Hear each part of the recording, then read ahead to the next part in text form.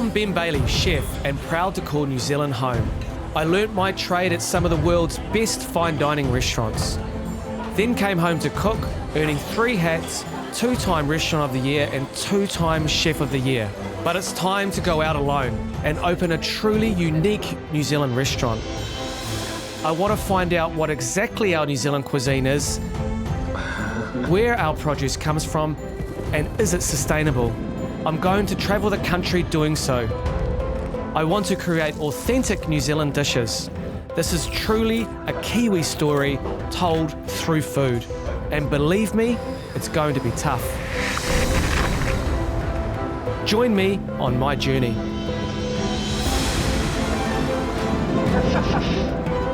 We're going to lose all the bollocks that comes with fine dining. It's coming 600,000 over budget.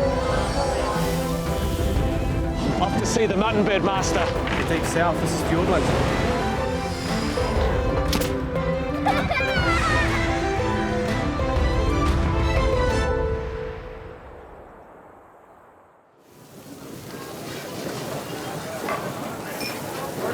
Okay, 11 ravioli, 1 tortellini, brother.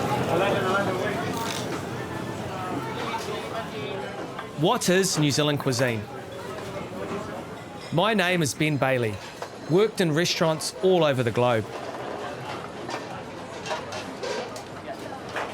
I started as a dish hand in Te Awamutu, and I've worked at some of the best Michelin star restaurants in the world.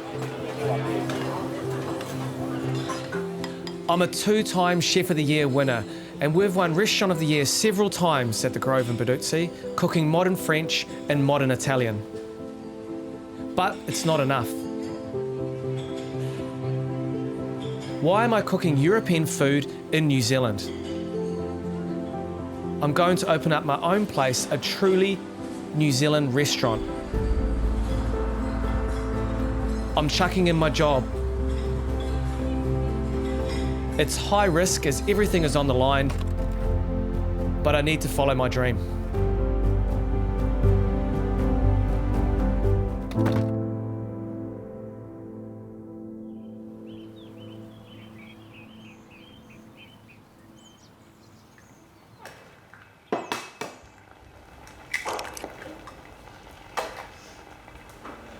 Taste it? No, it's hot. It's too hot? Yeah. You can make it mine for me. Milo? Yeah, I can make it work. But It's like a chocolate fluffy, isn't it? I like it. Left my job, Baduzzi, loved that place, 6 years. Left my job at the Grove, 9 years there. And we're going to start a new journey.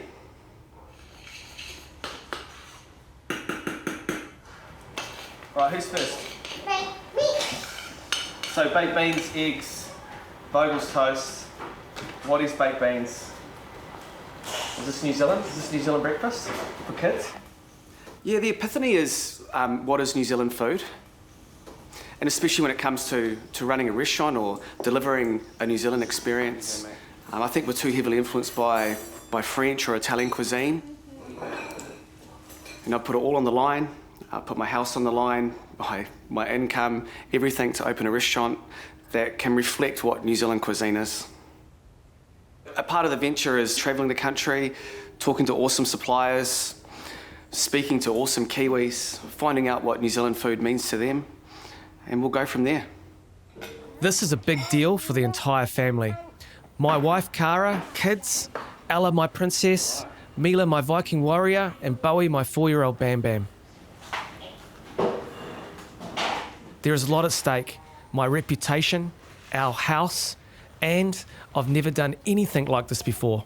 I'm excited, I'm nervous, but you know, let's just go for it. I'm not getting any younger, and it's my dream. I'm nervous, actually. It's I feel like I've got nothing really left to prove. I don't care what people think of me. I've got a beautiful family, and I'm grateful for what I have. Financially, it's going to be hard, but it needs to be done, and it's going to be exciting. The adventure begins. The plan is to open my new restaurant in 6 months and also travel the country, meeting our food producers to see how and where their produce is sourced and is it sustainable. There is a lot to do. We're going into our new site that we've chosen in downtown Auckland. We wanted the view and the location to, when you sat there in the restaurant, to really reflect what New Zealand is, or to know that you are in New Zealand. It's quite a historical part of New Zealand. In Commercial Bay, it was the first commercial hub of New Zealand, so it's got a lot of history and whakapapa and genealogy, and it's a really cool location with also elevated 3 levels up, which is not too many restaurants in Auckland like that, so we have a beautiful view. I'm excited for this location. Been looking for a long time, and now we've found it. So we're going to take the plunge and sign a big lease. I mean, it's the first restaurant of my own that I've designed myself. I've assembled a great team. It's really scary. I lie in bed at night, I do lose sleep, but I think when it comes down to it, I really believe in this concept, and I know it's going to work. I think the timing's right, and I think New Zealanders are ready for it. So we've come up with a name, and we thought long and hard about it. I didn't want to open Restaurant Ben Bailey, I wanted to open a New Zealand restaurant. I could never give this restaurant a name that wasn't Māori.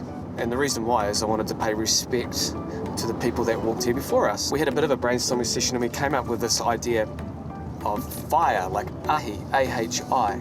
Fire has great connotations in the kitchen. We're going to have an open fire. It's about the good energy in the kitchen. It also can mean like a beacon, like a lighthouse. So the concept is New Zealand, and I mean, what is New Zealand food? What is a New Zealand restaurant? We want people to come from overseas and go, where do we eat New Zealand food? In Auckland. And then the environment that people sit in, not only the view, but we want people to be dining on tabletops that are made out of recycled timber, so we can tell the story of our native trees and our bush. We want to tell the story of our fishermen, we want to tell the story of our producers. We want to tell the New Zealand story. We want ahi to be accessible. We've got fine dining backgrounds, and I love fine dining. I love the alchemy, the perfection or the excellence in the food and the service. But is that really New Zealand food? It's going to be casual.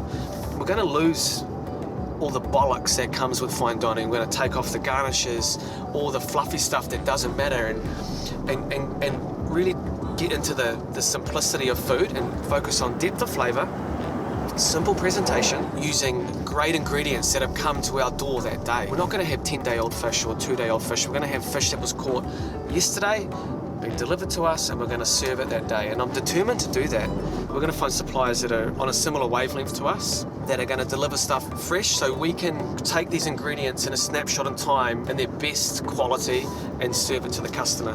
There's opportunity to start to help define what New Zealand food is.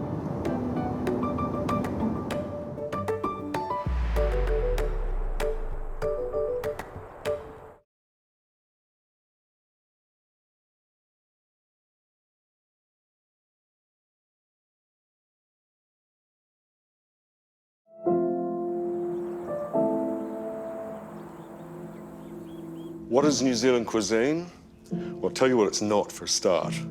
You know how we all want it to be like it is, what we think it is in France or Italy or Spain, where there's a certain amount of dishes, and you know that if you're eating those, you're eating Spanish food or you're eating French food or whatever. We don't have very many of those dishes, but we have lots of ingredients which are really good and quite unique to New Zealand. And I've always seen our eclecticism, i.e. that we like to grab ideas from a lot of people all over the world, as an advantage to use our wonderful ingredients that we have in New Zealand. I think New Zealand cuisine is what you do in New Zealand and what you put on the plate yourself. What is New Zealand cuisine is one of those difficult questions to answer. So basically the way I like to approach it is, what could it be? I think New Zealand cuisine, it's not a dish, it's an ethos. It's a sense of hospitality, abundance. It's everything that's wound up in that word manaakitanga. This is it. Downtown Auckland, the newly named Commercial Bay, the location for my new restaurant, my lifelong dream. There is a lot at stake here. I am risking it all, but I believe in the dream. The dream to open a truly 100% New Zealand restaurant where people from around the world will come, eat, experience the cuisine of our beautiful country. Welcome to Ahi. So here we are, Jack, Ahi. Yeah, it's pretty amazing, eh? Yeah, look at that view. Yeah. Oh, it's getting pretty real now, isn't it? Yeah, there's quite a lot to do. So there's that on our minds, but it's very exciting. It's a great space. So we're right in the middle of the restaurant? Yeah, pretty much the epicentre. So dining room can be sectioned off against this column 2 ways. You section it off to give them a bit of privacy or a bit of intimacy or, you know, change the feel of the restaurant. And you're going to spend a lot of your time, see where that puddle is on, on the black floor? That's pretty much you right there in the front of the kitchen. So kitchen's completely open, warts and all type thing, right? It's exciting, I'm nervous. In 6 months' time, this space is going to be transformed into my dream. A truly Kiwi restaurant called Ahi. But boy, there is a lot of work to do. In charge of the site is Precinct Properties' Tim Woods. Commercial Bay is a transformational project for Auckland, both in terms of its location, but just in terms of what it offers as well. Commercial Bay's long been, I suppose, the underdeveloped piece of, or couple of blocks of waterfront land between Britomart, the Viaduct, and Wynyard Quarter. So in that sense, we've been the missing tooth in the smile. New Zealanders are as good as any in the world when it comes to food and beverage. Ben is the epitome of that. He's a chef that connects with all New Zealanders, and we're hoping that now he'll connect with the world. A lot of people are involved in the planning of Ahi and the Commercial Bay location, as this is an important historical site. People like Ro Hoskins from Mana Whenua have been an integral part of making sure all design elements are on point. Right here where we stand, this is reclaimed land, so this was formerly a waka anchorage. It's also a significant shellfish ground, and it's also significant for the 2 past sites of what's now, or what became Commercial Bay. This is probably the most significant urban space in all of Aotearoa. The food court and high-end dining opportunities that are being created within the Commercial Bay development, there's a chance to, I guess, refer to the significance of those resources. I think we're going to see something which is really going to set a new standard, the way that we approach urban design projects and commercial projects which actually blend with the public landscape. Back at our architects with my business partners Chris and Bex, we are starting to get a better understanding of how the interior of the restaurant is going to look. We are using 100% salvaged native timber. So this is the facade of Ben's building inside the bigger building. So it's the outside. The outside that's inside. It's the outside that's inside, but it's what you see as you're looking across. What is this enigmatic, strangely New Zealand item in the corner? I feel attracted towards it. And then you're going through here and you stay all day. It's really good news. Like a Pururi moth into the flame. Like a Pururi moth. I've been collecting salvaged native timber from around the country for a year now, and I've all sorts of sizes, lengths, and types stored at my house. Now seeing the drawings, my vision is coming to life, and it's a beautiful thing. You should be able to use nearly all of your timber, because any little offcut can go up there, into here. Yeah, that's awesome. So I guess now it's about, we need to get there and sort out how the wood and figure out how much is actually there, eh? Yes. So it's going to be quite textural. It's very New Zealand. I think it's wonderful. Yeah. I'm totally blown away by that. What do you guys reckon? It's awesome. It's getting exciting, but there is a lot that lays ahead in this journey.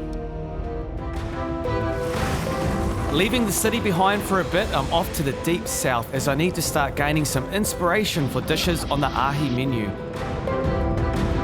I want to see where and how the produce is sourced for the restaurant. This whole journey is one of discovery for myself, as nothing is set in stone and I only have one chance of getting the restaurant right.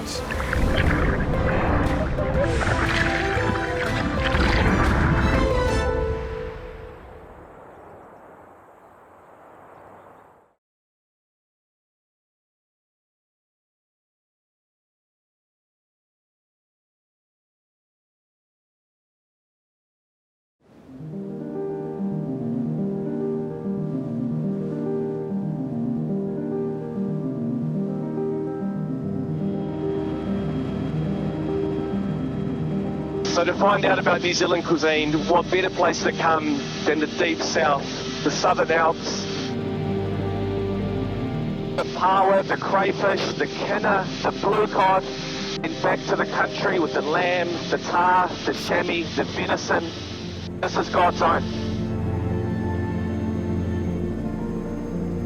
And then it's only 200 metres from here where we do the crayfish, so we're kind of in our region.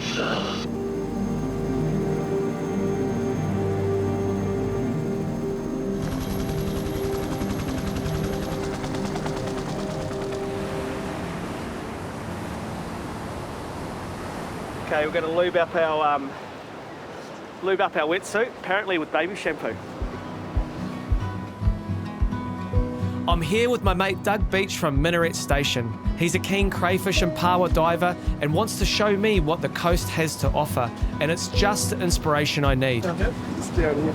Yeah. If you feel like when you're out there and it gets all a bit much, just let me know and we'll get you back in.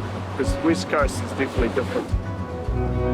I'm excited to get into the water, but this rugged coast has got me a bit nervous.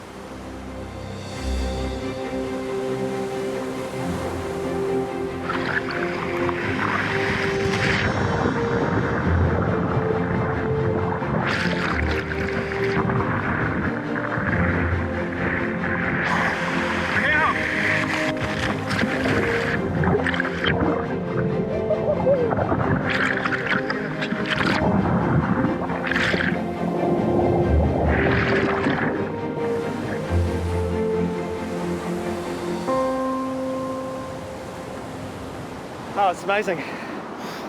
It's so wild out there, you don't realise. The waves look small, but they're actually huge. I've got a newfound appreciation for paua divers. Paua arrives in the kitchen nice and live, and you just have no appreciation where it comes from, and now I know how hard it is to get it.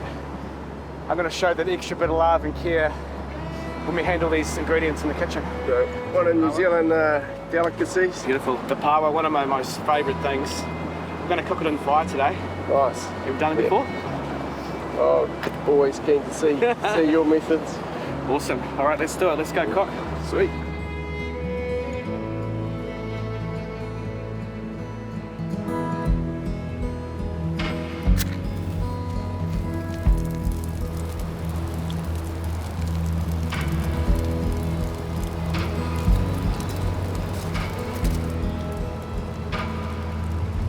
So we're in the west coast, Fiordland. What makes it so unique here? What makes this place produce such great seafood?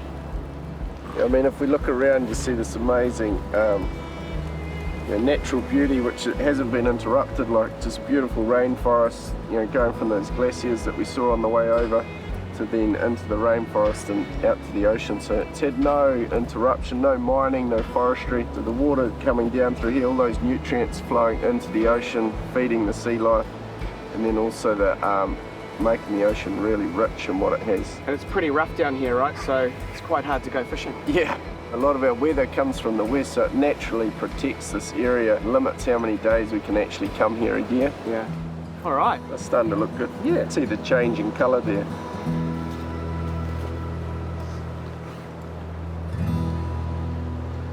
So this has been super inspirational. If we can recreate something like this in a restaurant, to be able to simulate cooking a crayfish on a beach in Fiordland at Ahi, our restaurant, would be awesome. Should we cut this open and see how it is?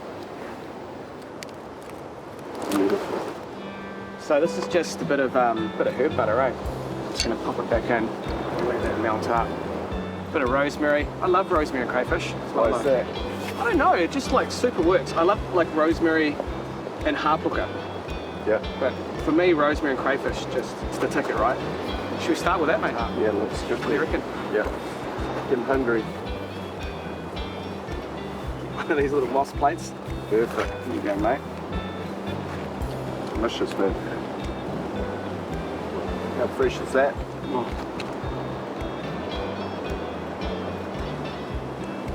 I don't know what to say. It is so fresh. It is so delicious. And just good as paua. That shell would really help it cook in there, huh? Yeah, it's so natural little kind of vessel, isn't it? Yeah. You just got to kind of prop it up on its back, on its heel, just because a lot of the juices, otherwise they run out its hole. This dish is real simple. First of all, before we do it, we're going to eat the lips. And it's kind of it's my favourite part of the paua. Like, check out that, how tender that is. It's butter. Do you like crust or no crust? No crust. Oh yeah. Yeah. You're a posh South Islander, eh? Yeah. We're quite upper class down here.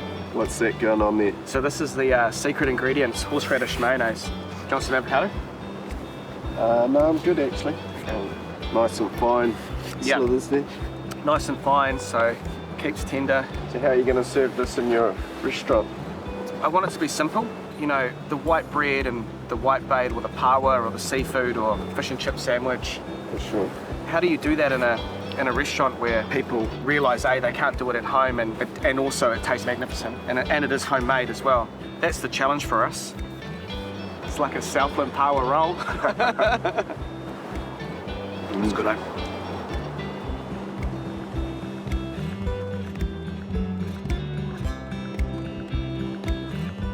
And this is where it starts, like the inspiration. You sit here, you cook on a fire, collect the ingredients, and then you wonder how you're going to present it in a restaurant and tell the story of the food as well, and give people, our customers, that sense of place. Pretty spoilt in New Zealand. In this part of the world, we've got this amazing ocean that we've just seen what we've been able to pull from there.